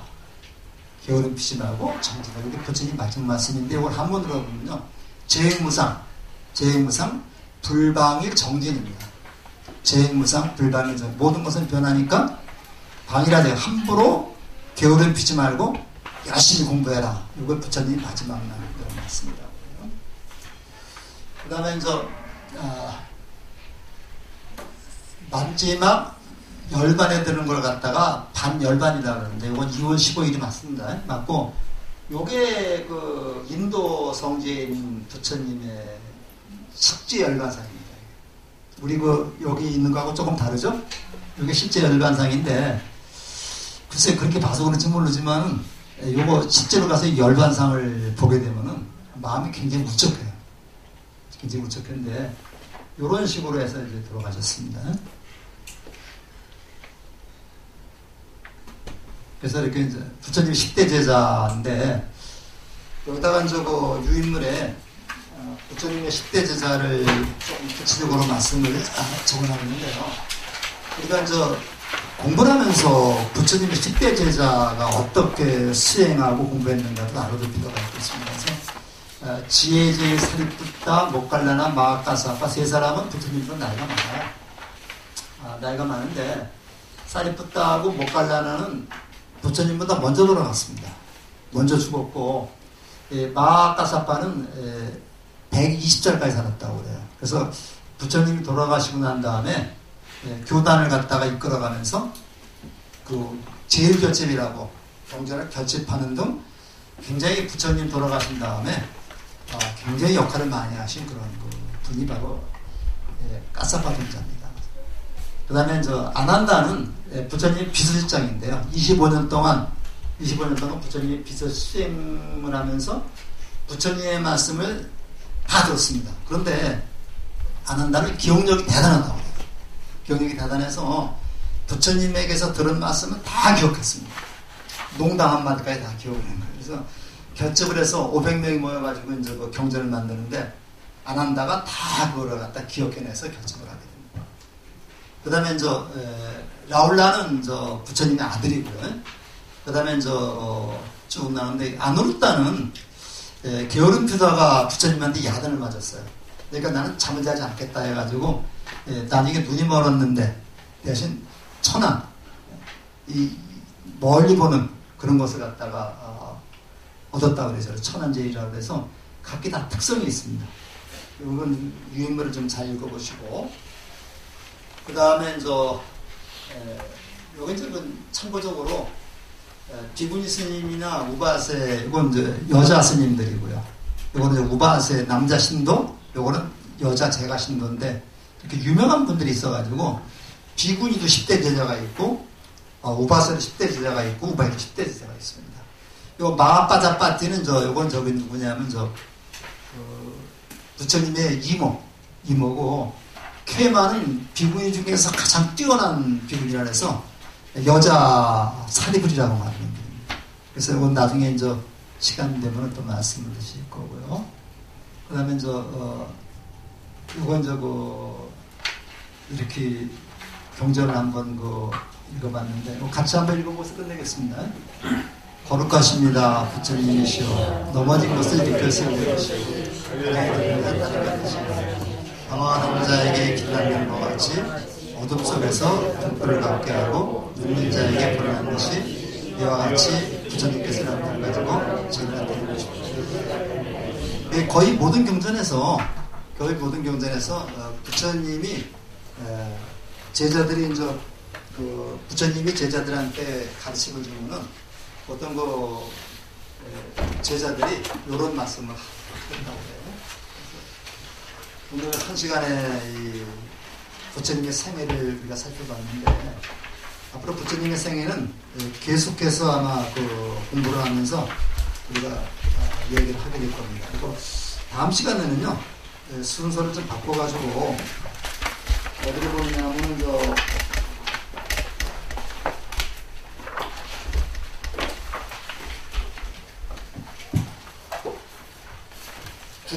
두 장 보면 224쪽인가요? 수행과 전법 그리고 문화가 살아있는 사찰은 어느 곳인가 해서 다음 시간에는 9장을 하겠습니다. 그래서 사찰의 구조라는 걸 공부하고 그 다음에 부처님과 보살님들이 이렇게 많은가 이걸 하게 되는데 순서대로 다 해서 9장을 해야지만 지금 이해가 쉬울 것 같아요. 그래서 그렇게 하겠고 오늘 더운데 수고 많으셨고요. 가실 때 꼭 공양 잘 드시고 가시기 바랍니다. 마치겠습니다. 지금까지 강의를 해주신 심행부학자님께 큰 박수를 부탁드립니다.